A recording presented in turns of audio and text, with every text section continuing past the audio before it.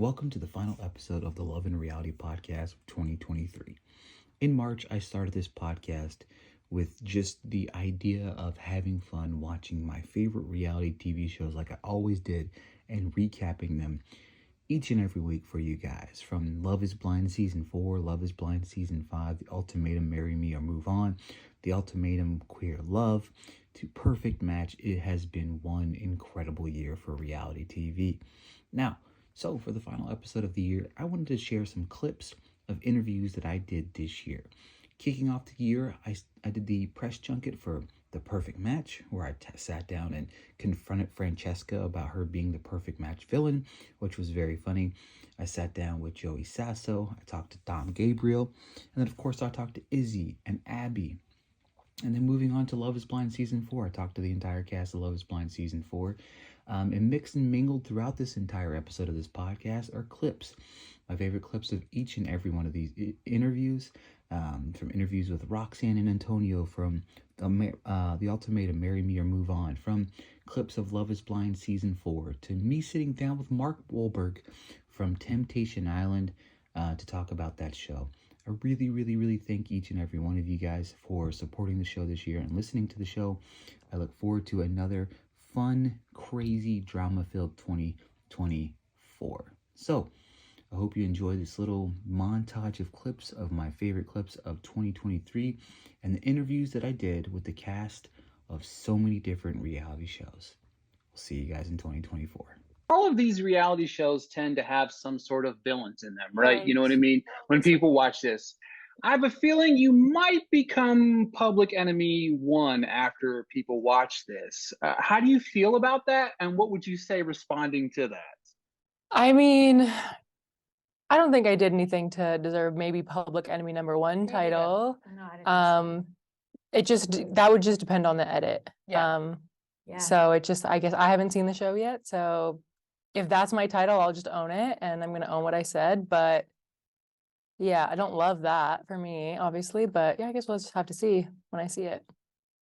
Perfect. Dom, my first question to you. You and Francesca made what I thought early on was like this dream team until she kind of pulled that ultimate swerve on you. Did you really not see that coming, and how did it really feel? No, I didn't see it coming. I mean, I guess you could call me naive, but, you know, I felt we had a genuine connection. I fell for her. Everyone was kind of whispering about, like, Damien this, Damien that, and I didn't know anything about their history. And for me, you know, I'm somebody who, like, you know, I trust you until proven otherwise, and when we got into that room, I maybe suspected that she might put Damien on a date with someone else and then kind of see things in the house, but I definitely didn't see her putting herself on that date. So that definitely, that hurt. Take me back to that initial feeling of seeing her when she arrived on Perfect Match. You know, I remember it clear as day. I was like, this is all happening for a reason. I'm the type of guy, if I'm feeling some type of way, I'm going to let everyone know it. I'm not going to hold it in. And I wanted to let everyone know, go ahead, shoot your shot. But that's who I'm going for. I do have a history with her. No secrets, nothing like that. And I think that this show was a phenomenal opportunity for us to really put our relationship to the test, work through a lot of things from the past, and really see what the future could be for us. So for that, it's a 10 out of 10 experience, man. Hosting The Perfect Match, Love is Blind, The Ultimatum, does hosting a show like this kind of make you appreciate your own relationship with Vanessa more? That's a great question. I'll tell you what, shooting in Panama for 4 weeks by myself made me appreciate my relationship with Vanessa more. No, it's, you know, look, I'd like to think at least that I don't take my relationship for granted any day. But yeah, I mean, when you see people who are out there looking for something that you feel like you've already got, yeah, you appreciate the fact that I found my perfect match. So, you know, it's already there for me. So the most talked about question on the intranet about LC regarding Perfect Match is not to you. It is you and Nick, obviously, to start with. So I had searched the internet, asked a few people, you know, the fans of the show. They want to talk about Shane, the pool incident, the incident where Shane is sitting by the pool, and you kind of rehash the way we see it. You kind of rehash the situation between him and Chloe, the whole pool thing, which in my opinion, that was like really up. So like which I didn't know about. Right. Really. Right. Like, so I didn't know the pool situation. I knew like the gist, because so again, that night I was talking. Sorry, you can finish your question. Yeah. No, you're fine. No, you're fine. It's just basically people say that you kind of stir the pot there. Exactly. Talk to me about what went down there and watching it back and maybe kind of take us behind the scenes of that scene. Yeah. Well, first of all, I definitely had been drinking. Not that that's an excuse, but I just feel like that's an factor to put in here. I've been drinking for a few hours at that point. But yeah, so like I said, we were all I had to talk to everybody that was there, all the guys, and he was one of them. Sat down. Honestly, that was the first time I ever spoken to him in my life. I had just watched a few episodes. Like his season was airing while we were filming. So since I was just chilling, I had seen most of it. If not, maybe I might have seen all of it. I can't really remember, but I know eventually I saw all of it. But so yeah, I was not. He's not my type. He's not my type at all. I was never, ever. Not that there's anything wrong with him. Shane's a great guy, but like I don't. He's just never someone I would have ever like been trying to break up to get together. Like I've seen some people saying like LC, it probably was like the producers just telling LC to do that. Unfortunately, it was me saying I did that on my own. I did say that. I will take ownership of that. But in my defense, I didn't know Shane. Okay. I did not know. Also, too, like I had been talking to I asked basically the same questions to everybody. Like, oh, how did you do that? How did you feel about that? Like, are you guys okay now? Like, what are you going to do after this? Blah, blah, blah. So when I left that conversation and like someone was like, oh yeah, they all for fighting and I didn't even know. And I was like, huh? And they're like, yeah, they said it's because of you. And I was like, what did I say? And I was talking to Nick. I was like, what did I even say in that interview? And you're like, well, it felt like it. I guess it looked like an interview, but like, I was like, what did I even say that to him that would have made him go off like that?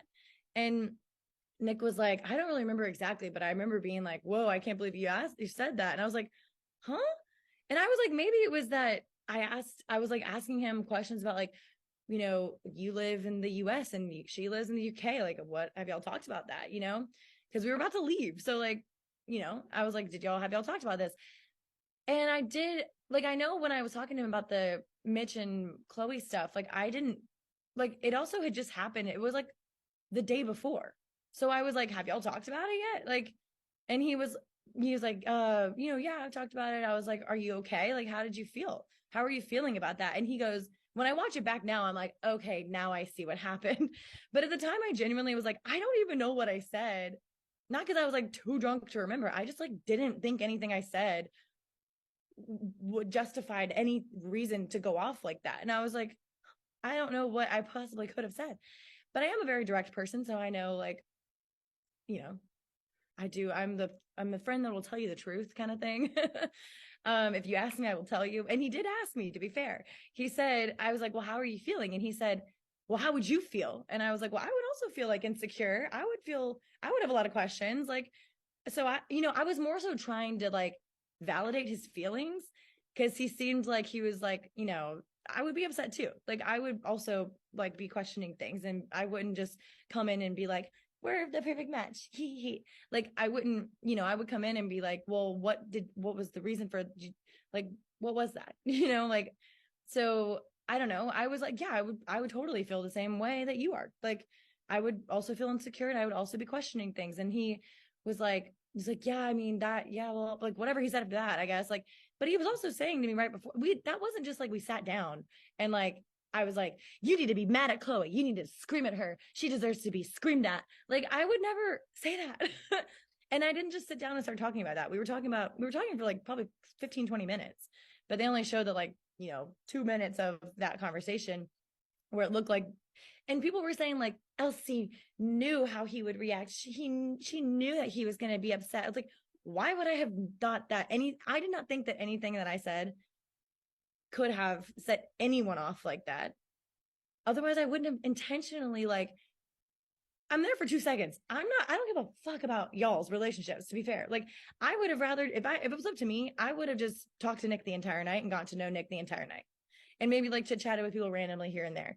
But like, truthfully, at that point, like me coming in that late, starting drama and like getting involved in other people's shit, like there was no point, no reward for me to do that. And like, I just don't think that, I don't know. I was like, why would I didn't know him. First of all, just because we were both on Love is Blind doesn't mean that I know him. And that's one of the only times I've actually ever spoken to him to this day, over a year later. I've randomly if we went to an event at the beginning of February where all of us was there, would have random conversations with everybody, but I've never really had a full conversation with him by myself. Even then, Nick was there. So yeah, I don't know. It was just so weird to me that after when we filmed that scene that Chloe was the next day, she was like, "What did you say to Shane?" And I was like, "What do you mean?"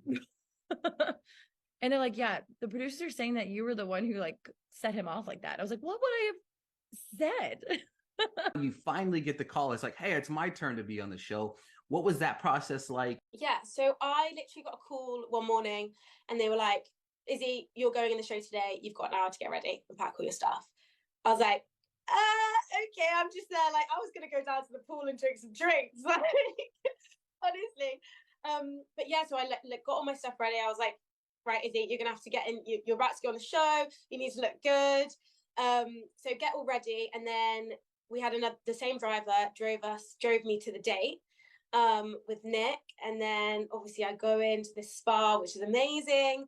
I have no idea who I'm going on a date with either. So they're just like, you're just going to have to find out.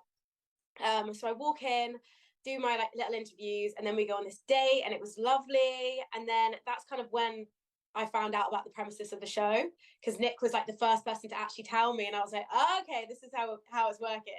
Well, Micah, to you, so many people have questions about being able to quote unquote fall in love in these pods, but understanding the show, watching it, and knowing that you have so much time with another individual, do you still see the pods the same way? And do you still believe that love is blind? Yeah. You are put in that pod for so long, you're forced to have all these conversations that you normally wouldn't have, not for weeks and months. So it makes sense that the timeline is so expedited. I think, Paul and I, we told each other, we love each other. We didn't say we were like, oh, I'm so in love with you. I loved him as a person in and out. And, after we were able to get in person and build those other aspects, we were able to, fall in love with each other. So I absolutely do think that love is blind. Yes. Transition from this bubble in Mexico, right? And then you go back home. How hard is that transition for us, the viewers, to understand for you as a relationship moving from this bubble to there? Incredibly difficult.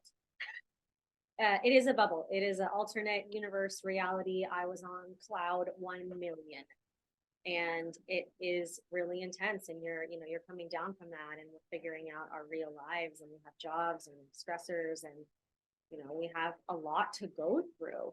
So I like to call that part of the experience advanced Love is Blind, because that part was the most difficult part of it.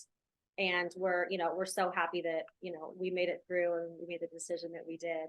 But it was very difficult to kind of get back into what we know is reality. Paul, question to you. The transition from that bubble in Mexico to back to your reality, how hard is that transition for a couple when, as a viewer watching it? It's a completely different experience being on vacation. The objective of a vacation is to have a good time, party your ass off and just, have a good time. And I think real world is very different from that. The objective is, make money and chase your goals and integrate your friends and your family and just a multitude of other factors. Whereas objective number one is get a cocktail in Mexico, and it's just very different from your everyday life. So, yeah. Between you and Tiffany in the pods that leads to her falling asleep, take me behind how you felt in that moment. Oh man, did you ever play Mortal Kombat? Fatalities, and somebody would reach into your chest and just literally pull out your heart and throw it. That's pretty much what it was, because we were having such a real intimate conversation. I think moments before she fell asleep, she said, "Hey, Brett, I'm falling in love with you." And I'm like, that's a major leap in our relationship. That's not something that I've heard from a lot of women, and not the type of thing that I expected to hear on the other side of the wall. I mean, so to kind of hear that and then kind of have the space to actually go a little bit deeper, and then just you know, everything just being pulled from you. Yeah, it was it was tough, but you know, it was just a moment in our story. So, you know, it's a nice moment, funny to look at this point.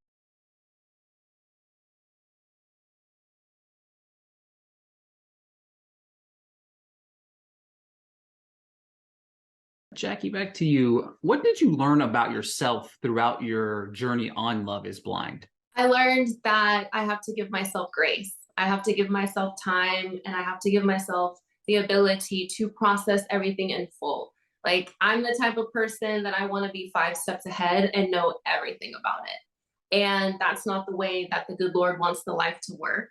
And I have to get with that program. So I have to just give myself grace and take it day by day at a time. The experience for you obviously was a little bit different from everybody else's, but was there an exact moment that you realized that you and Zach weren't going to work out? I feel like that I just had this gut feeling that I couldn't get rid of, and it wasn't anything to do against Zach's character, who he was. It was more of like we weren't fit for each other, and I feel like it was just something that I couldn't get past. And for me, I kind of was like, maybe if we, grow a friendship or this, or maybe it's going to take some time, but eventually like, it just never got there. And I'm always going to be true to who I am, and I'm never like going to force myself into a situation that I don't feel comfortable in. And so I think everything happened for the best, but there wasn't an exact period. I just feel like it just was like this initial gut feeling that I felt, and I just couldn't move past it. And I had to do what I had to do, and I feel like I did what's best for myself. What is something you took away from your trial marriage with Alex that you've been able to apply to your relationship with Antonio? So one of the biggest things I took away from being with Alex is to stop listening to what everyone else thinks you should do or who you should be with in your life. I think that because I have a crazy cultural background with a mom from Iran, sometimes you want to get sucked into this standard of who you should be with or who you should be dating. And I think that's what Alex was. And I realized that I don't really need to be with that to be happy or in love or succeed in life, right? You just got to do what's best for you as a person and stop listening to everything else. Preach, keep on preaching, right? You know what I mean? Keep preaching here. I love that. For real. I mean, I think especially people who have parents from other countries, there is such a crazy norm of what you need to be with, and we gotta stop that. We gotta do what's right for us and not what's right for everyone else. Antonio, first to you, what is something that you took away from your trial marriage with Kat that you were able to apply to your relationship with Roxanne? I think it was just repetitions. I am kind of not the most like, I don't know. I'm not the most thoughtful person, honestly. Like, I do care about people. I enjoy seeing people happy. But as far as thinking about what it takes to make that happen, it's not something I've always, excelled at. So I think just getting those repetitions with someone like Kat, who's just kind of like, go with the flow. Yeah. Okay, whatever. Let's do it. It was easy for me to just kind of be like, hey, let's do this. And then she'd be like, okay, let's do that.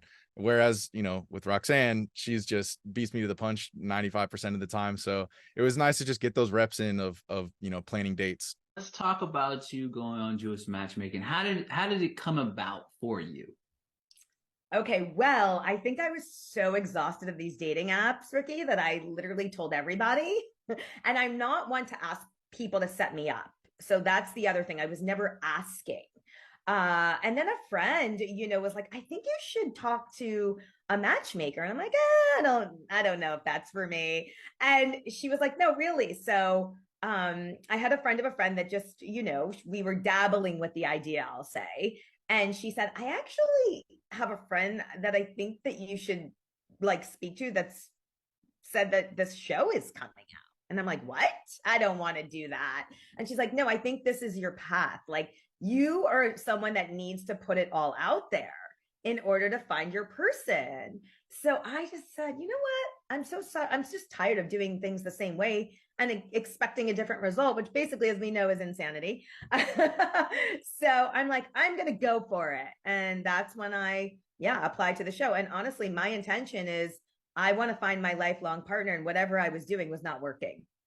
In the pods, what made your decision to kind of walk away instead of jumping headfirst into somebody that you had really had fallen in love with?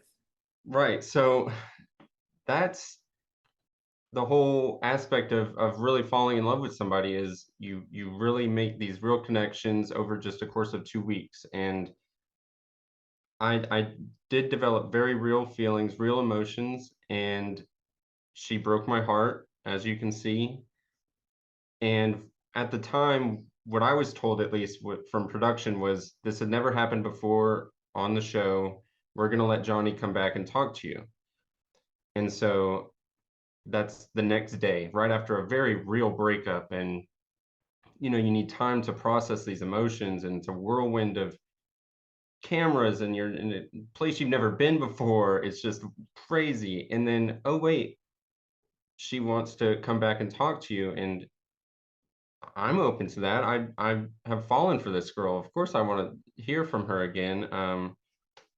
And that's where you see me tell her, like, hey, I just went through something crazy. We're both going through something crazy. I need time to process this myself.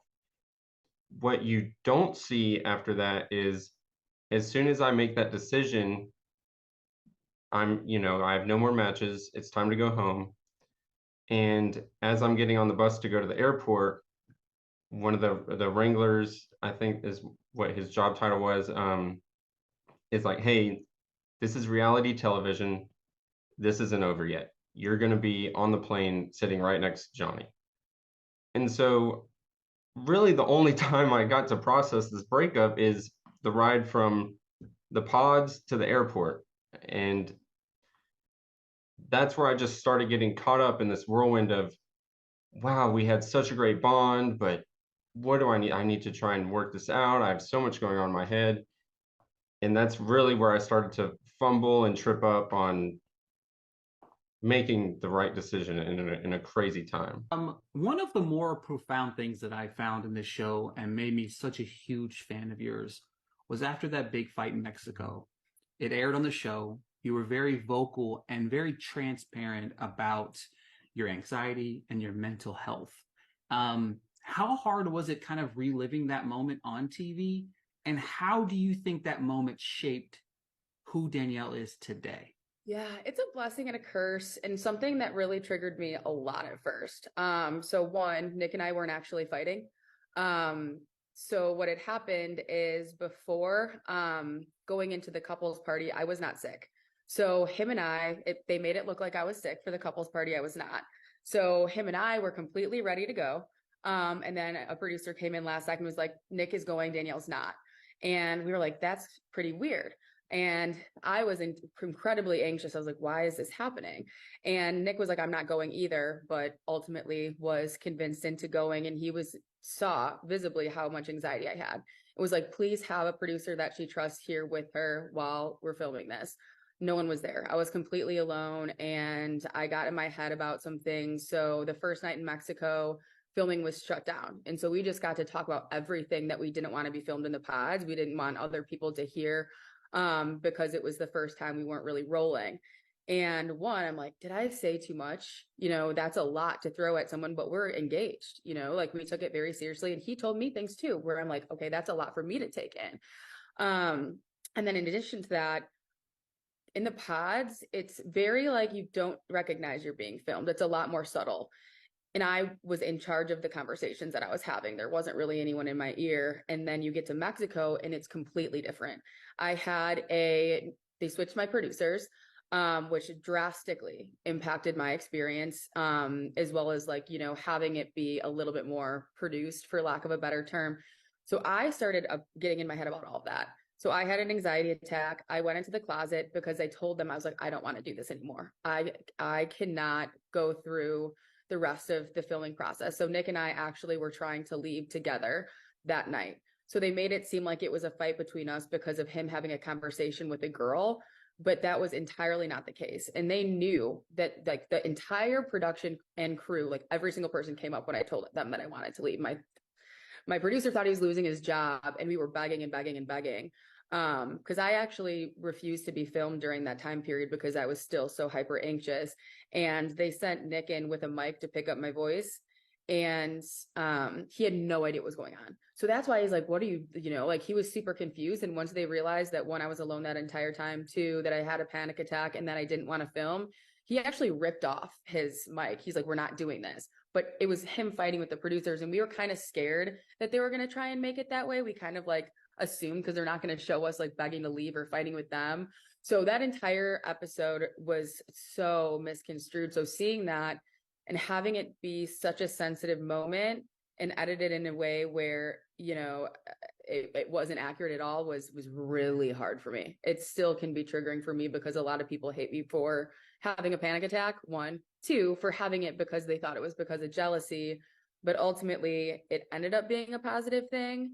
I'm not embarrassed about the fact that I had a panic attack at all. And I am glad that that sensitive moment aired, because it did kind of allow me to have a community now that I relate with about mental health, or realizing that there are other people who have panic attacks like that. So it is a blessing and a curse, but I think without that, I wouldn't have been able to, I feel like my life goal is being fulfilled, and I didn't even know that it was my life goal, being able to really, really, really focus on mental health.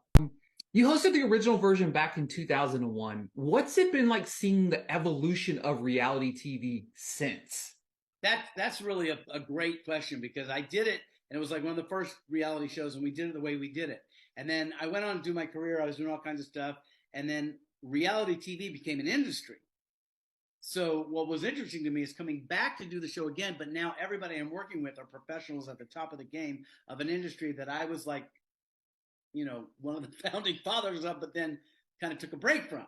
So it was interesting to me to come and try to do it the way that I do it, but with the help and support of the way that it has become, right? And so it was a shock for both of us. I'm like, wait a minute, all you want me to do is host? Like, I don't have to stage anything, and I don't have to walk to where you're going to handle that part?